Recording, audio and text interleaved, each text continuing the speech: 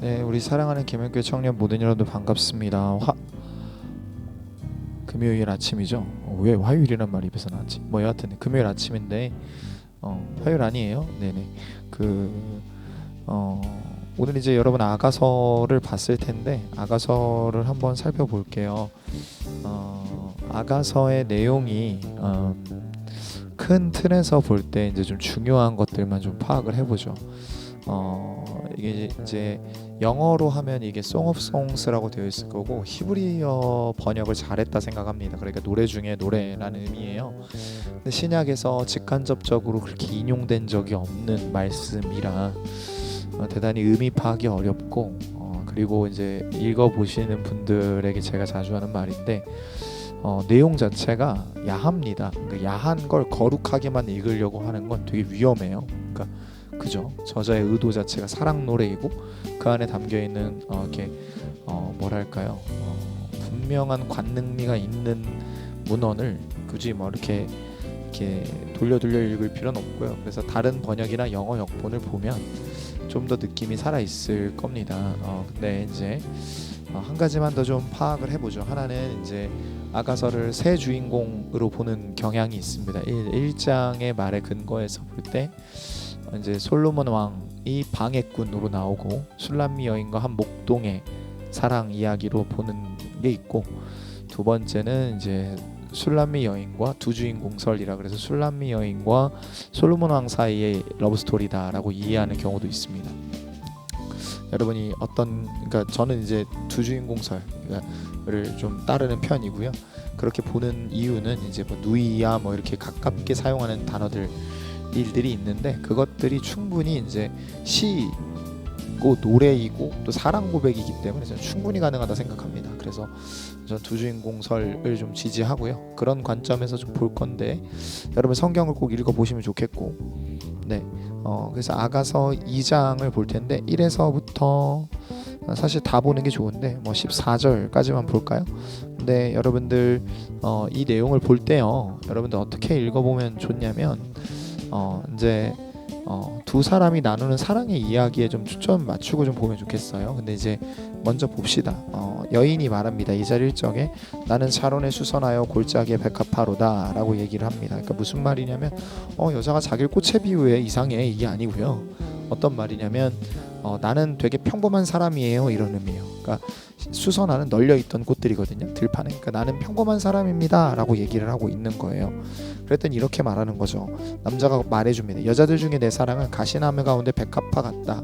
그러니까 황폐한 가시나무 가운데 네가 스스로 평범하다 생각하니 네가 평범하다라고 말하면 너는 주변에가 완전히 황폐한 땅 가운데 한 그룹 피어있는 수선화 같아, 백합화 같아, 이렇게 얘기를 하는 거예요.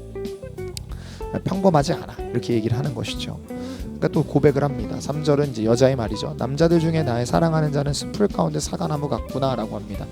풀숲에서 사과나무는요 여러분 향을 발합니다. 향을 발하고 그 그늘에서 쉬기도 하죠. 내가 그 그늘에서 앉아 쉼이 기뻐하였고 그 열매는 내 입에 달았도다 라고 이제 표현을 하고 있어요.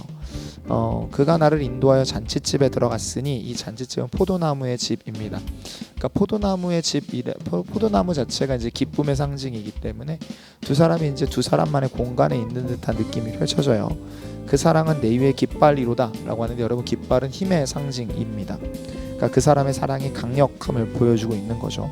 자, 근데 이제 5절이 좀 이해가 안 될 거예요. 너희는 검포도로 내 힘을 돋고 사과로 나를 시원하게 하라. 내가 사랑함으로 병이 생겼음이라. 근데 여러분 이게 어떤 느낌이냐면 이게 가끔 그 연인들 중에 이런 느낌 알아요? 이렇게 보고 있어도 보고 싶다 이런 말 하는 이렇게 형제자매들 본 적이 있는데 그러니까 여러분 두 남녀 사이에 느껴지는 그 성적 매력으로 인한, 그러니까 상대방의 성적 매력으로 인한, 그건 이제 뭐 남자가 여자를 향해 느낄 수도 있고 여자가 남자를 향해 느낄 수도 있는 그 불타는 듯한 그 감정 있죠. 근데 이제 하나님 앞에서 둘이 선을 지키려고 하다 보니까 그 더 애가 끓는 그 상태가 지금 좀 나옵니다. 그렇게 하고요. 내가 사랑함으로 병이 생겼다라고 얘기를 하니까 이제 도와달라 이 얘기고, 그걸 알고 있는 남자가 이제 최소한의 스킨십을 하는 걸 보여줘요. 그가 왼팔로 내 머리를 고이고 오른팔로 나를 안는구나라고 이제 얘기를 하죠. 이걸 이제 뭐 성적 행위다라고 이제 해석하는 신학자들도 있는데 전 뭐 그렇게까지 보는 건 좀 무리가 아닐까 라는 생각을 해봅니다. 예루살렘 할 딸들아, 근데 이제 7절부터 좀 변해요, 장소가. 왜냐면 제 느낌엔 아마 여자는 자기 집으로 돌아간 것 같아요. 왜냐면 자신의 어떤 신분적, 그리고 앞에서 볼 수 있듯 자기 스스로의 모습에 대한 어떤 평범함에 대한 그 뭐랄까 두려움 때문에 도망칩니다. 그런데 여인이 자신의 한계 속에 도망치고 멀리 떠났어요. 그러면 솔로몬이 왕이니까 에이 네가 날 떠나 나도 널 버려 이럴 수도 있는데 어떻게 합니까? 그 다음에 보면 그를 찾기 위해 노루와도 같이 달려옵니다. 그리고 그녀를 설득하기 시작하죠. 나의 사랑하는 자가 내게 말하기를 나의 사랑 나의 어여쁜 자야 일어나 함께 가자 라고 말합니다. 그 다음에 14절 보세요. 바위 틈 낭떠러지 은밀한 곳에 있는 나의 비둘기야 라고 합니다. 무슨 말이냐면 만나기 힘들고 닿기 힘든 나의 사랑아 라는 표현이죠. 비둘기는 원래요 이렇게 인간하고 가깝게 지내던 생명체가 아닙니다. 비둘기는 나무 위에 집을 짓고요, 바위 틈 은밀한 골짜기 있다는 건 안 그래도 닿기 힘든데 더 닿기 힘든 생명체 이런 의미예요. 그러니까 보기가 힘들다 이런 의미입니다. 근데 여러분 하나님의 입장에서 우리가 이런 느낌일 것 같아요. 사랑을 누리라 라고 표현을 하는데 자꾸 도망을 칩니다. 얼마나 답답할까라는 생각이 드는데 우리는 늘 나를 지키는 안전한 곳, 그러니까 내가 머물거던 익숙한 곳으로 도망치고자 하죠. 때로는 그래서 하나님을 떠나 죄의 쾌락을 선택하기도 하고요, 연약하되 연약할 정도로 하나님을 잘 쉽게 포기합니다. 근데 여러분 그때마다 우리의 어떠함이 아니라 하나님의 열심과 그분의 성실하심이 우리를 이끌어가고 되찾기 위해 뛰어오십니다. 여러분 그게 우리를 살게 하는 은혜인 것들을 좀 우리가 확인할 필요가 있는 것 같아요. 여러분